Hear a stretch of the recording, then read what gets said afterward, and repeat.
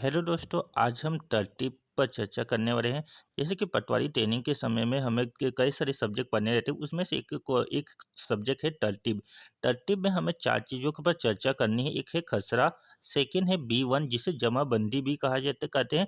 तीसरा है चिट्ठा जिसे P21 के नाम से जाना जाता है। और इसी के आधार पर गोशवारा भी होता है। गोशवारा का मतलब होता है कुल योग, सिंपली होता है जिसमें कुल योग, जिसमें सिंचित असिंचित नीला नीरव बोया द्विफली बोया का कुल योग लिखा जाता है गोशवारा में। अब इन सब को भरने के लिए पहली सीढ़ी क्या है? खसरा। खसरे से ही हमें बी वन निर्मित होता है, और बी वन निर्मित होता है, और चिट्ठा भी निर्मित होता है। तो पहले हमें जानना होगा कि ये खसरा होता क्या है। तो खसरा एक प्रकार का रजिस्टर है। यह एक प्रकार का रजिस्टर है जिसमें गांव के नक्शे में प्रत्येक भूखंड को सिलसिलेवार सर्वे नंबर तथा प्रत्येक भूखंड का ब्यौरा दर्ज किया जाता है। क्या बोला? जिसमें गांव के नक्शे में प्रत्येक भूखंड को सिलसिलेवार सर्वे नंबर, यहाँ पर सर्वे नंबर जो है वो दूसरा, इसी को हम खसरा नंबर के नाम से भी जाना जाते हैं। जब इसी को हम नगरीय क्षेत्र में देखते हैं तो उसे भूखंड क्रमांक या भूखंड नंबर के नाम से जाना जाता है। याद रखिएगा, सर्वे नंबर अगर सर्वे नंबर आपको क्वेश्चन में दे रहा है तो वो किसी ग्रामीण क्षेत्र की बात कर रहा है। अगर भूखंड नंबर या भूखंड क्रमांक दे रहा है तो वहाँ किसी नगरीय क्षेत्र की बात कर रहा है। तो इसमें खसरा में क्या होगा? एक प्रकार का रजिस्टर है जिसमें गांव के नक्शे में प्रत्येक भूखंड को सिलसिलेवार सर्वे नंबर और प्रत्येक भूखंड का ब्यौरा दर्ज किया जाता है।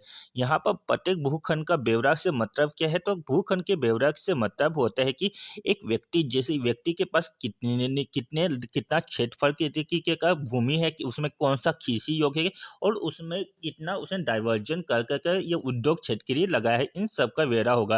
और साथ साथ में उसकी से उस व्यक्ति का जो यानी भूमि स्वामी, उसका नाम तो होगा ही, साथ साथ में उसके के पिता का नाम, उसकी जाति इत्यादि का भी ब्यौरा इस खसरे में भरा जाता है। तो खसरा क्या हुआ? खसरा एक प्रकार का दस्तावेज हुआ जिसमें भूमि से रिलेटेड जितनी भी जानकारी होती थी है कि वहाँ भूमि किसके नाम पर है, कितनी एकड़ की भूमि उसी में भूमि स्वामी के पास है, या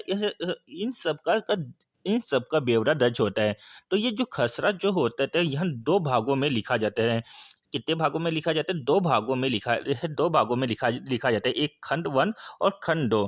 तो खंड 1 में भूमि स्वामी का ब्यौरा दर्ज होता है, और खंड 2 में फसल का विवरण दर्ज होता है। नाम से स्पष्ट है, भूमि स्वामी का विवरण। तो भूमि स्वामी के विवरण से स्पष्ट हुआ कि इसमें भूमि किस भूमि का रकबा लिखा रहेगा।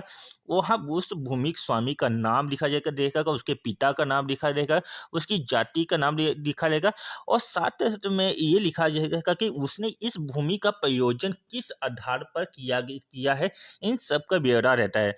और इसके अलावा जितने भी एक्स्ट्रा जो पॉइंट होते हैं उन्हें कैफियत में लिखा जाता है। यहाँ पर कैफियत का मतलब होता है एक्स्ट्रा जो ब्यौरा रहता है, जो कुछ भी होता है उसको कैफियत में ही लिखा जाता है।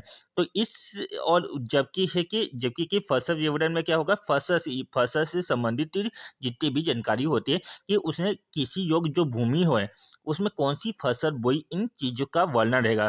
तो पहले हम ये देखते हैं कि खंड 1 और खंड 2 में क्या-क्या चीज़ें हैं जिसे हमें खसरे में भरना होता है। तो पहले आप याद रखिए कि खंड 1 में है जो ये पंचसारा है, और वही एक सारा भी होता है। तो एक साल में क्या होता है? एक साल में कुल इस खंड 1 में 10 कॉलम होती है, यानी 10 खाने होते हैं।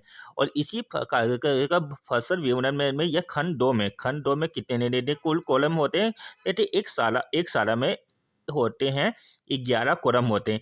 यही अगर 5 साल में हो गए तो इस प्रकार के जो आधार वर्ष होते हैं और 4 एक्स्ट्रा आ जाता है, तो जिसके कारण खंड 1 में यह खसरा 5 साल में कुल कॉलम की संख्या क्या बढ़ के 18 हो जाती है खंड 1 में, और खंड 2 में से 19 हो जाती है। कितनी होती है? खंड 2 में 19 हो जाती है कॉलम की संख्या। याद रखिएगा, ये क्वेश्चन आते हैं कि खंड 1 में कॉलम की संख्या कितनी है, एक साल में एक सारा में भी कितनी है, और पंच सारा में भी कितनी है। तो एक सारा में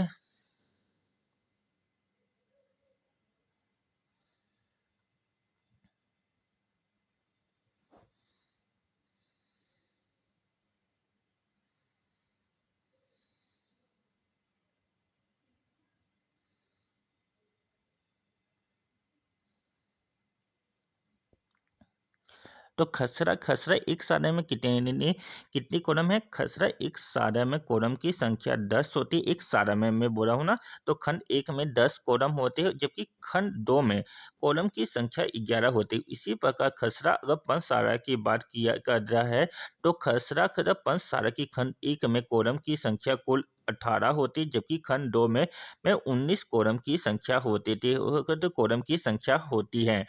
अब इसमें खंड एक में देखते हैं कि ब्यौरा देखते हैं कि हाँ भाई।